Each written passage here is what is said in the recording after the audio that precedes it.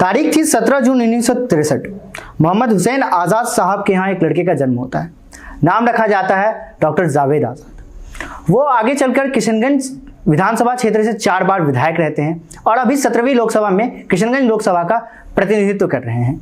आज हमारे साथ मौजूद हैं डॉक्टर जावेद। स्वागत है आपका हमारे इस चैनल में। थैंक यू सर, किशनगंज जिस जगह से आप बिलोंग करते हो, नीति आयोग एक संस्था है सरकार की, हर साल रिपोर्ट बनाती है और रिपोर्ट जारी करती है। इस रिपोर्ट में जो आपका लोकसभा है, इसको सबसे निचले पायदान पर दिखाया गया है। इसकी क्या खास वजह है? खास वजह ये है कि अनफॉर्चुनेटली जब से ये जो मौजूदा सरकार आई है, दिन ब दिन वहाँ की स्थिति और ख़राब हो रही है।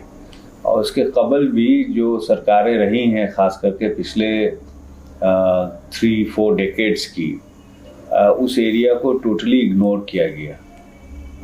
जो तरक्की बाकी जगह बिहार में और मुल्क में हुई, उस रफ्तार से हमारे यहाँ नहीं हो पाई, और जिसका नतीजा ये है कि आज हम लोग सबसे infrastructurally we are the most deprived lot, और जिसके वजह से गुर्बत भी है।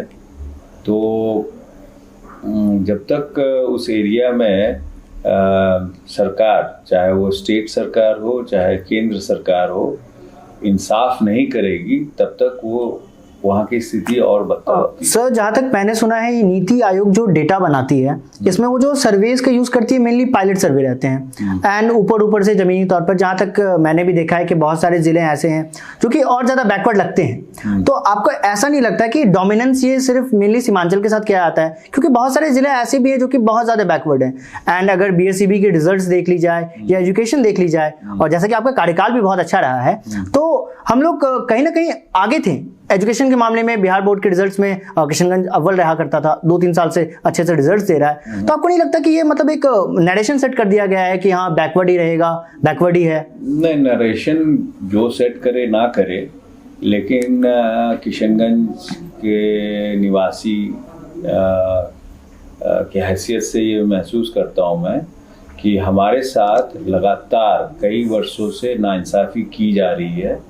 और हमारे इलाके में मैं जानता हूं कि और भी कई ज़िले हैं। और सर बीच में आपको थोड़ा सा इंटरप्ट कर रहा हूं कि मतलब जैसे कि मैंने आपसे डायरेक्टली क्वेश्चन स्टार्ट कर दिया, तो पब्लिक को ये बताना बहुत ज़रूरी है कि मीन्स आपने मुझे पे करके नहीं बुलाया या फिर मैं ऐसे करके नहीं आया हूँ। तो ये पब्लिक के लिए परसेप्शन सेट हो जाएगा कि डायरेक्टली इंटरव्यू स्टार्ट हुआ। हम लोग इसको बहुत ही फ्रैंक टॉक में कर रहे हैं। एंड आप सर से भी जान सकते हैं कि जैसे कि हम लोग बर्डिंग जर्नलिस्ट हैं एंड हम लोगों ने अपना स्टार्टअप किया था, तो अकॉर्डिंग टू डैट हमने सर के पास आए, सर के ओपिनियन जानने के लिए कि जैसे कि हमने देखा कि न्यूज़ में भी चल रही थी कि नीति आयोग में किशनगंज को काफी पिछड़ा, और मैं भी उसी जगह से बिलोंग आता, तो मुझे भी काफी खराब लगा। तो मैंने सोचा कि ये क्वेश्चन आपसे करना बहुत जरूरी है। नहीं, अच्छी बात है। और आज राज्यसभा से भी मुझे इंटरव्यू का बुलाया गया था 1:30 बजे, लेकिन जब दानिश ने बताया कि आप लोग और युवा लोग हैं, नए लोग हैं और हमारे इलाके से हैं, तो हमने ये मुनासिब समझा कि राज्यसभा फिर कभी वक्त देंगे। आप तो सर आपका बड़प्पन है? नहीं, बड़प्पन नहीं है। जो दर्द आप महसूस कर रहे हैं और जिसके बारे में मुझे जानकारी है, वो ज़्यादा आप आगे बयां कर पाएंगे। इस वजह से हमने सोचा कि नहीं, आपके साथ बैठना ज़्यादा ज़रूरी है। सर, पॉलिटिसाइज के साथ आते हैं एजुकेशन पे। किशनगंज के साथ साथ एक नाम और जुड़ जाता है, वो है अलीगढ़ मुस्लिम यूनिवर्सिटी का। लास्ट 1.5 साल से मैं आपको फॉलो कर रहा हूँ, आपके ट्विटर हैंडल्स को देख रहा हूँ, पर लगातार आप पोस्ट पे पोस्ट करते जा रहे हैं, संसद में मांग कर रहे हैं कि AMU की फंड को रिलीज की जाए। तो क्या प्रॉब्लम है कि सेंट्रल गवर्नमेंट फंड रिलीज नहीं कर रही है? कुछ तो होगा ना, जवाब मांगते होंगे तो उनसे कुछ जवाब आता होगा कि ये रीजन है। तो वो जो टेक्निकल जवाब होता है, ब्यूरोक्रेटिक जवाब होता है, हाँ देखेंगे और आपका ये करेंगे वो करेंगे, लेकिन शायद उनको पता नहीं कि किशनगंज वाले जब किसी चीज़ में अड़ जाते हैं तो अड़ जाते हैं, और इंशाल्लाह और जल्द ही उनको हम मजबूर करेंगे कि जो हमारा हक है वो दें।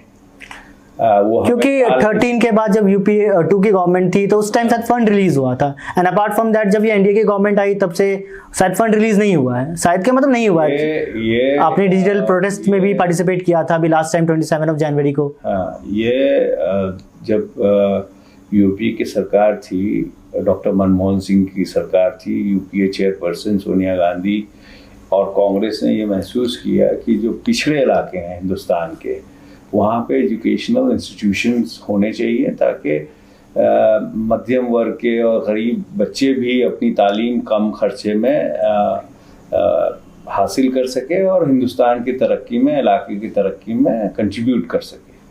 उसी को देखते हुए एएमयू के 3 शाखे सेंटर्स और सर बीच में थोड़ा सा और एक इंटरप्शन, आपने कुछ शायद मैंने पढ़ा था, आपके ऑफिस से भी मुझे जानकारी मिली थी कि आपने कुछ कोर्स डलवाया था अभी एएमयू में, अभी एलएलबी। अभी एलएलबी का ये हुआ है, वो इस जो मौजूद आने वाला सेशन है उसमें शुरू हो जाएगा। क्योंकि सर मतलब किसी भी प्लेस के लिए सबसे ज्यादा उसका अगर फॉर्मेट उसको अगर आगे बढ़ना है तो education is the upmost priority, health education. तो मतलब गवर्नमेंट ऐसा अब कह सकते हैं कि सौतेला व्यवहार कि हाँ आप प्रायोरिटी नहीं दे रहे, क्योंकि जब आप देख रहे हो कि नीति आयोग ने भी रिपोर्ट जारी कर दी, सबसे पिछड़ा जिला है, तो आपको, क्योंकि मुझे जहाँ तक लगता है कि एएमयू बनने से सिर्फ किशनगंज को फायदा नहीं होने वाला है, उसके एडजॉइनिंग पूर्णिया है, कटिहार है।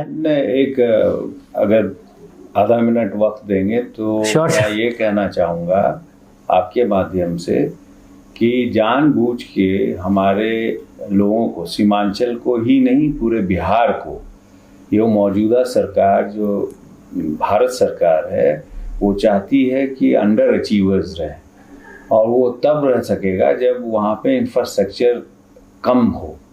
आप देखेंगे कोई ऐसा ज़िला हिंदुस्तान का आप जाएंगे, आपको बिहार के लोग मिलेंगे और ज़्यादातर मज़दूर मिलेंगे। और वहीं आप देखेंगे अगर 3 बड़े बड़े पोस्ट देखेंगे आप, डीएम, एसपी और एसडीओ वगैरह, तो उसमें लगभग हर जिलों में कोई ना कोई बिहार का ऑफिसर मिलेगा। UPSC is dominated by Bihar. तो इसका मतलब ये है कि जिनको अपॉर्चुनिटी मिलती है वो ऊंचे तक जाते हैं, और जिनको अपॉर्चुनिटी नहीं मिलती है अपने परिवार को पालने के लिए, उनको मजबूरी में घर से निकल के दूसरे जगह काम करना पड़ता है। मुझे तो लगता है कि ये जो मौजूदा सरकार है और बिहार सरकार मिलके बिहार के लोगों को पूरे हिंदुस्तान में रोज़गार के लिए रख देना चाहते हैं।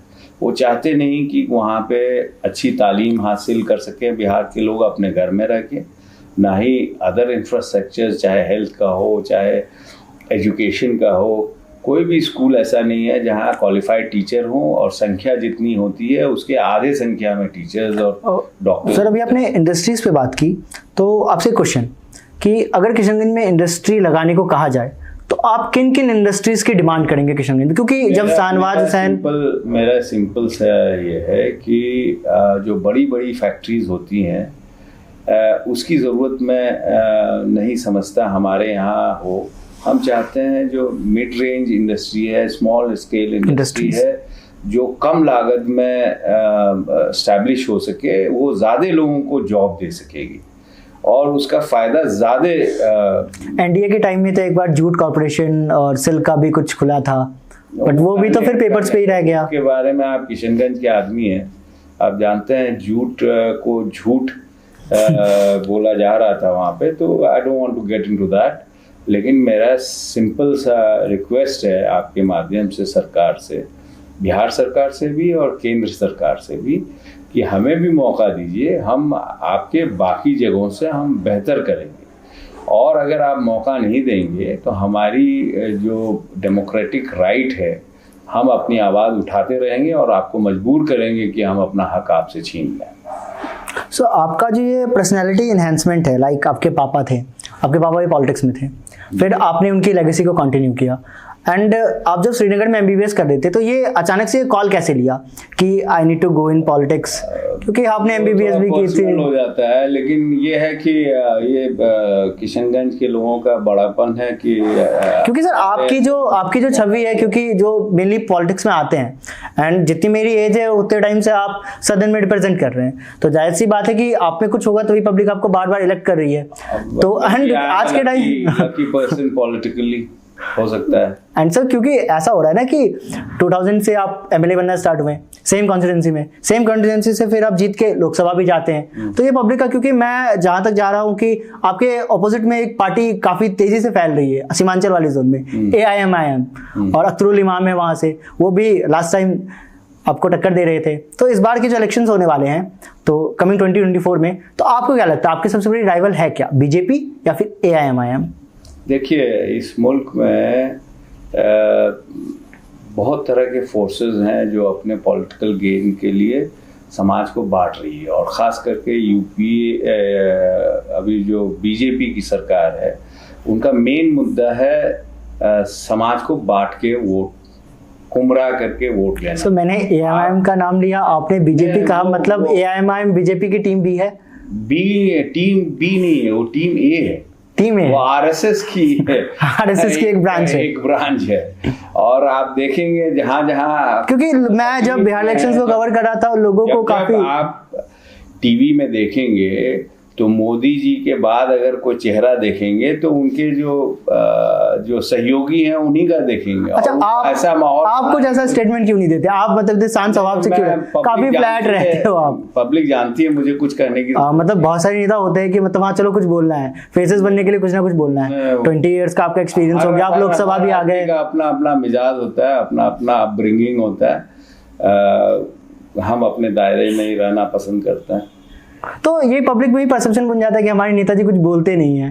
क्यों, और क्या बोलूं भाई? जो मुद्दे की बात है, रोजगार की बात है, एजुकेशन की बात है, इंफ्रास्ट्रक्चर की बात है, इसके लिए मुझे चुना है। मुझे वो फालतू गप हिंदुस्तान, पाकिस्तान, अफगानिस्तान और हिंदू और मुसलमान और इलेक्शन से तो आप भी घूमते होंगे पब्लिक के। मैं अगर नहीं, स्टेटमेंट की बात नहीं कर रहा, आप जब पब्लिक के बीच में जाते होंगे तो एक ना एक ऐसा, क्योंकि मैंने खुद पब्लिकली जाके देखा है जब बिहार इलेक्शंस मैंने कवर कर रहा था। के लोग हिंदुस्तान के कई जगहों से ज्यादा समझदार लोग हैं और वो जानते हैं कि अगर हिंदुस्तान को एक मजबूत मुल्क बनाना है तो कांग्रेस के अलावा किसी में कुव्वत नहीं है, बाकी जितना जो बोल ले, ये समझती है किशनगंज के लोग। तभी आप लगातार जीतते आ रहे हैं। नहीं, तभी आप लगातार जीतते आ रहे हैं। कांग्रेस को देते हैं यार। एक्चुअली वहाँ पे जो मेनली कहा जाता है कि जब किशनगंज का हम लोग रेशियो समझते हैं तो मुस्लिम डोमिनेंट इलाका है, और एआईएमआईएम ने इसको बखूबी पकड़ा, ये बात आप भी जान रहे हैं। असदुद्दीन ओवैसी आते हैं, लगातार रैलियां करते हैं, बट डॉक्टर जावेद को हिलाना उनके लिए भी बहुत ज्यादा मुश्किल हो जाता है। ऐसा है कि ये लोग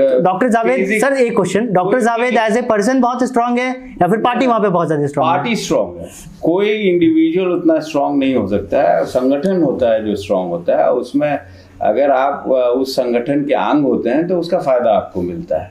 और वो फेजिक होता है, नए लोग आते हैं, अपने मोह माया में लोगों को भड़का देते हैं और कुछ लोग गुमराह भी हो जाते हैं, उसका नुकसान होता है लोगों को। कल 21 जनवरी थी, अंतर्राष्ट्रीय मातृभाषा दिवस थी। मैंने आपकी एक वीडियो देखी, अपने ट्विटर पे शेयर किया सुरजापुरी में।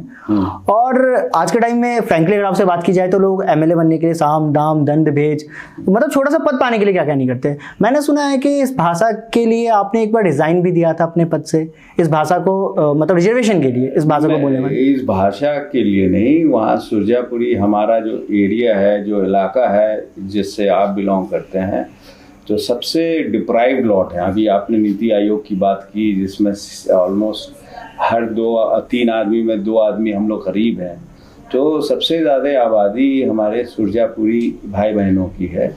और उसको आरक्षण जब तक सरकार के तरफ से उनको हैंड होल्डिंग नहीं होगा, उनको अपॉर्चुनिटी स्टेट गवर्नमेंट ने तो स्टेट एंड सेंट्रल गवर्नमेंट से, तब तक उनको तरक्की करने में बहुत समय लग जाएगा। हम चाहते हैं कि उनको भी इक्वल अपॉर्चुनिटीज मिले ताकि वो हिंदुस्तान के ग्रोथ में उनका भी कंट्रीब्यूशन। नेक्स्ट टाइम आप ये डिमांड करोगे जैसे कि मैथिली को अनुसूची में शामिल करके राष्ट्रीय भाषा बनाया गया? भाषा की नहीं बात कर रहा हूँ मैं, अब जो एजुकेशन में, जॉब्स में उनको, मतलब भाषा भी तो रोल फैक्टर प्ले करता है, क्योंकि अगर लोग उस भाषा को उतनी आबादी में बोलते हैं जहाँ से आप बिलोंग करते हैं, हाँ, तो वो भी उतना ज़्यादा इफेक्टिव रोल प्ले करेगा। क्योंकि अगर एक मास अमाउंट, एक ह्यूज अमाउंट ऑफ पीपल अगर वो भाषा बोल रही है तो उसमें सेंटर में भी रिजर्वेशन मिलने से उन लोगों को जरूर फायदा होगा। बिल्कुल फायदा होगा। तो उस सिलसिले में जैसे जैसे वक्त आएगा वैसे वैसे हम लोग कोशिश करेंगे कि उसको पहचान मिले और उससे वहाँ के लोगों को फायदा। तो आप पब्लिक के बीच में जब जाते हो तो आप फ्लुएंटली सुरजापुरी में इंटरेक्ट करते हो या फिर हिंदी? मेरी मातृभाषा वही है, तो ऑब्वियसली मातृभाषा तो फ्लुएंटली बोलेगा आदमी।